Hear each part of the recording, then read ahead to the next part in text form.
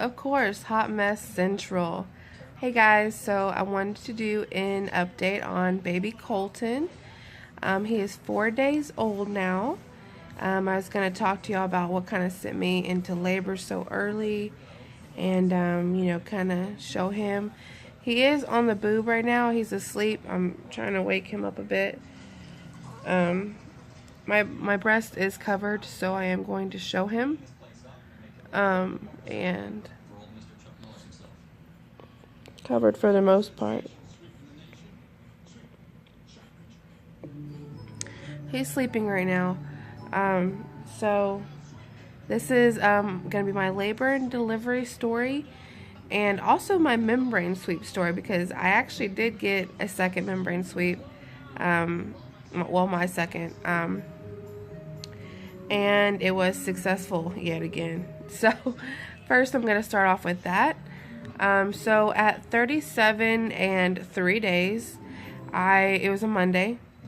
And no, I'm sorry, it was a Tuesday, because I think Monday was Labor Day. So it was Tuesday. Or maybe I'm just completely oblivious. No, it was Monday, because it was September 11th. So, at 10 a.m. was my appointment. I finally didn't get called back into the waiting room until about 10:30. So, around that time, I had my membrane stripped. And, of course, it hurt really bad yet again. I feel like he did it a different way compared to last time. Last time, he did it in a motion of, like, windshield wiper movements. So much to the point where I feel like I could hear it. I could hear the scraping sound. But this time he kind of did like this motion. That's what it felt like. And it still hurt really bad. I'm so surprised that I don't break the nurse's wrist or hand when I'm getting this done. But of course there was hollering, and there was, ooh, are you done yet? Are you done yet? Oh God. But I didn't curse this time, so that's a plus. So I didn't bleed also. There was a little, small, barely even noticeable amount on the table when I stood up. I expected there to be a lot more, just going off of my first one, and there wasn't. So I was kind of discouraged. I was like, oh my goodness, does this mean that since I didn't get my bloody show, that this is not going to help or work? Now, mind you, the reason why I got my membrane sweep so early this time around, about a week and a half early, at 37 and 3 days. One, I had been in pressure. I had been in a lot of pain with pressure for probably 2 months at this point, as some of you may know if you've watched a couple of my videos. My pregnancies are pretty back to back, so I didn't give my body enough time to heal. I know, little violins, cry me a river, that's your own fault, Sarah. I totally agree. It just got to the point where I couldn't function. It was hard to roll over in bed and walk around and kind of cater to my 1-year-old. And on top of that, the following week, my 38th week, my OB was going out of town, vacation, some stuff like that, so he wouldn't have been able to deliver, which really wasn't that big of a deal to me, but the pelvic pressure was real, and I was already at almost 4 centimeters dilated, so I could have went into labor on my own probably at any time at that point. But like I said, I'm pretty trusting with the membrane sweeps, so I had it done, and long story short, within a couple of hours, maybe by noon, 1 o'clock, I was already timing my contractions. So, at that point, I waited until they got painful. I knew that I started getting contractions probably about noon, but I didn't start actually timing them in intervals at maybe 1 or 2. And at that point,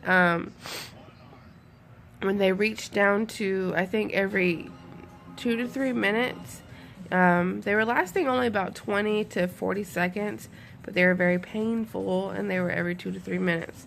So at that point, that's when Kevin and I got our bags ready. We called Kevin's grandma to come and get ready to stay at our house to watch after Caden, our 1-year-old. And we went to the hospital, which is like a minute drive away. Thank goodness for us. And we had to do the registration check-in, which took about 15 minutes, but that was our own fault because we didn't do that beforehand. And then finally we went into the monitoring room, and that's never fun. So we went to the monitoring room. That was about an hour. Finally they decided to admit me because I was in so much pain, and I was a good 4 centimeters dilated. So get into a room. I'm hurting. Contractions are real.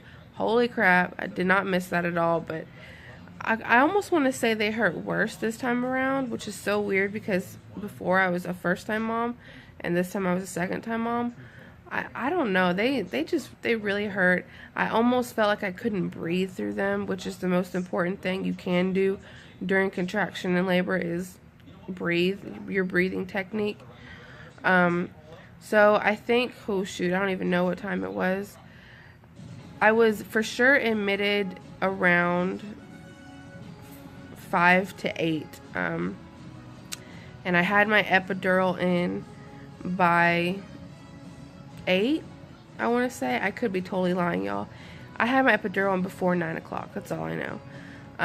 And for me, that's my scariest point in labor, is getting my epidural. Just the thought of, you jumping a little bit or moving a little bit and possibly becoming paralyzed, or having it done and it not working and having to have it redone. It sucks. I do not like the epidural. For me personally, I don't like it. A lot of women don't have a problem with it. Me personally, I overthink it.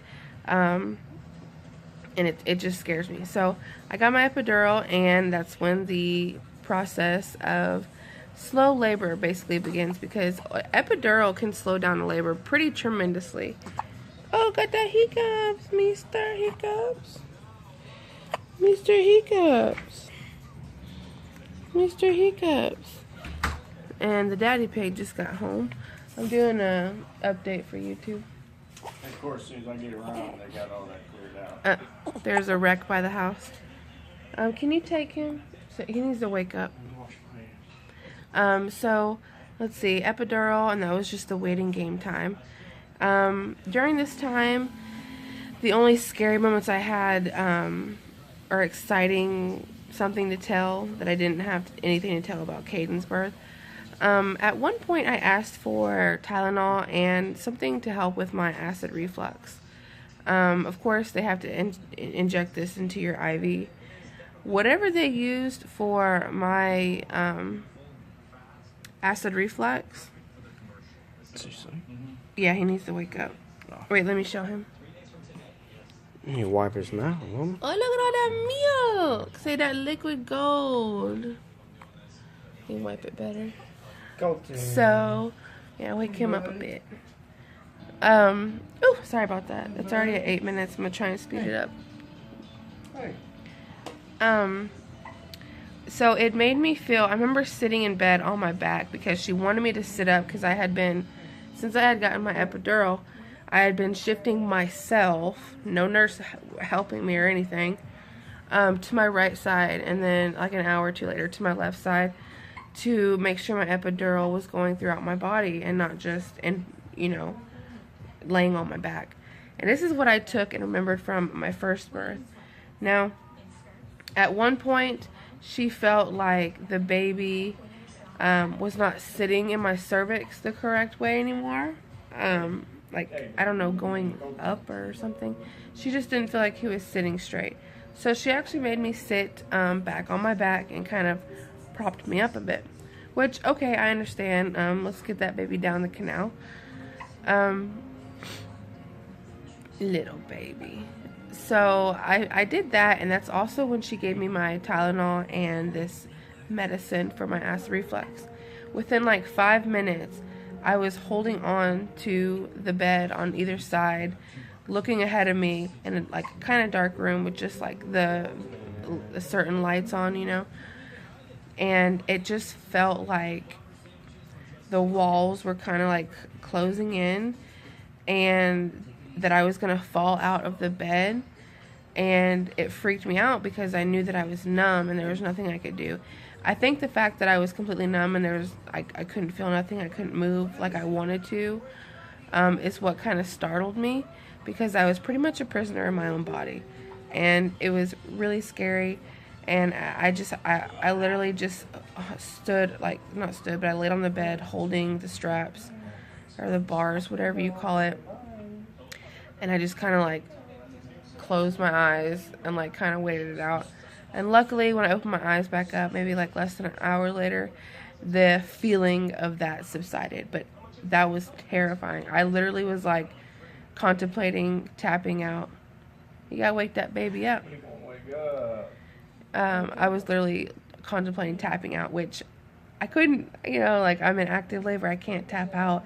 I didn't know what to do. I was just kind of like, I even told the nurse, I was like, I feel like really claustrophobic. Something's going on. And she said it was a reaction to the acid reflux medicine. So if you ever plan on getting that, be careful, because it could have a kind of scary reaction. So at that point, I pretty much was staying at like a 6 or 8, I think, by 2-ish, 3 a.m. And so she started me on Pitocin. Sorry, my nose itched. And then by 7 o'clock, my OB was in, and they decided to break my water because I was at a 9. And I think they just decided to kind of stretch me out to a 10. So he broke my water, which unfortunately this time I did not feel, but that was okay. So he broke my water. He kind of stretched me out a little bit more, and then within 5 or 10 minutes, Colton pretty much came sliding out, as you saw in the short clip that I posted. I literally pushed for maybe less than 5 minutes, and yeah, like 3 times, and I could feel his head coming out. It didn't hurt like Caden's did, and Caden's didn't hurt either, but I could definitely feel his head come out. I could feel him slowly coming out, his head. And the nurses, I don't think it showed in the clip that I used because I cropped it, but there was a male nurse and a female nurse, and the male nurse was like, "Oh, you need to stay right there. You need to stay right there," because she was kind of walking away a little bit, because Colton, he was coming, like he was literally coming on his own. So they were like, "Doctor, you need to come on. You need to get in here." The doctor comes in. He's like pretty much in rushing status because the baby's right there. The head's already out. And so, and that's where I think y'all saw the recording of me pushing a couple times. And then, bloop, there he is. He's out. He was 8 pounds, 5 ounces, which is crazy because him, being 37 and 4 days at that point. 8 pounds, 5 ounces, 20 inches long, 7, born at 7, almost 8 in the morning on September 12th. And both my baby boys are Virgos. Oh, look at the eyeballs, mister. They're him, G's. Hi. Hi. Well, at least he's awake. So that's how much he weighed. And that's pretty much it. That was my labor. It was super easy. The only thing that was really bad was, just that kind of weird claustrophobic moment. And I was sick during labor. So was Kevin. The week prior, Caden and I didn't feel very well. And then like 2 days before, not even 2 days, the day before we went into labor, Kevin started not feeling good. Monday. Yeah, Monday morning, which was the day that I had my sweep and went into labor. So, yeah, it was kind of a mess. The nurses there and the way they did things with his birth and afterbirth was a lot different than with Caden's. With Caden's, I liked it more because I feel like I had more help. I had more good knowledge being brought to me between, shifting to my right and my left with the epidural. My nurses did not do that with me this time. I just kind of had it on my head and did it myself. Thank God I did. What else happened? They left the umbilical cord this long on him. In fact, I might post a picture after this, a couple pictures, and that'll probably be in it. They left it this long on him. They finally cut it down the day we went home, but they kept the plastic piece on, and because it was still wet, because a nurse gave him an actual bath, and didn't even wash his head good. With Caden, they just washed his head. So his belly, his stump was wet and moist, and they didn't want to cut the plastic piece off until it was dry. So they gave me a little contraption to cut it off at home the next day. It was just crazy. They didn't have my birth, not the real birth certificate, but like the kind of pretty nice one that you get when your baby's born and you go into your recovery room. They didn't have that available for me until I literally 30 minutes before we left the hospital. It was horrible. It was a horrible experience. They didn't give me my dermaplast. I had to ask to make sure that they had a squirt bottle for me. They didn't do nothing. It was horrible this time around. Horrible. Service was bad. I did forget to mention too, I did not tear at all, which makes sense because his head is really small. I don't understand. Like, his head's really small. So I didn't tear at all. Good delivery. Oh, jeez. Good delivery. And that's that. We're on 17 minutes. So we've been home about 4 days now. There's been some issues. The very first day in the hospital was pretty hard because the first like 12 to 15 hours, all he wanted to do was sleep. He wouldn't really nurse. So it was kind of upsetting that he, wasn't eating, and I was kind of paranoid that I was going to lose my supply. And they did make me supplement, which I was not happy about. I was scared he was going to get nipple confusion. Like I said, I wouldn't have a supply. But you got to do what you got to do. If your baby's not going to eat, then you got to shove a fake nipple in their mouth. So the following day, he started eating pretty decently. Since being home, this last night was actually pretty bad because Kevin and I got about 1 hour of sleep, and that was at 8 in the morning. He latches and he'll stay on, and then he'll unlatch himself and kind of fuss around. And on top of that, he'll latch on, get a little sleepy, close his eyes, and then just pop back up and wake up like something's waking him up, like he's having a nightmare or his stomach hurts or his toots are scaring him. He would wake up. He was fighting his sleep really bad. So today we are definitely feeding him. I'm feeding him every 2 hours, or at least 3 hours, just to kind of keep him awake so that hopefully he'll sleep tonight. He has had his 2-day appointment with the pediatrician. He does have jaundice, so like I said, feeding him every 2 hours, that's the best option, and hopefully that will go down. He did lose some weight at his appointment. He was down to 7.7 pounds, which is pretty much a whole pound he lost. So hopefully in 2 weeks, he will be at least back up to 8 pounds. And that's that. Other than that, he does feed pretty good. He still pulls off and kind of messes around a little bit, which can get frustrating. But I mean, you just gotta work with them. They're a new baby. They're new to this life. Yes, I do sound really bad because I'm still getting over a sickness. I think I'm at that last step point in sickness where it's all starting to come out and you just have that kind of nasty cough. So, today, maybe I can get this under 20. So today, on top of being up all night, at 8, 9 in the morning, we went to the urgent care because I was lucky enough to get a groin abscess, a groin cyst basically. And so it was so bad to the point where I could barely walk, I couldn't turn over in bed, I could hardly sit down. And with Kevin going back to work in 2 days, I'm terrified of that, by the way.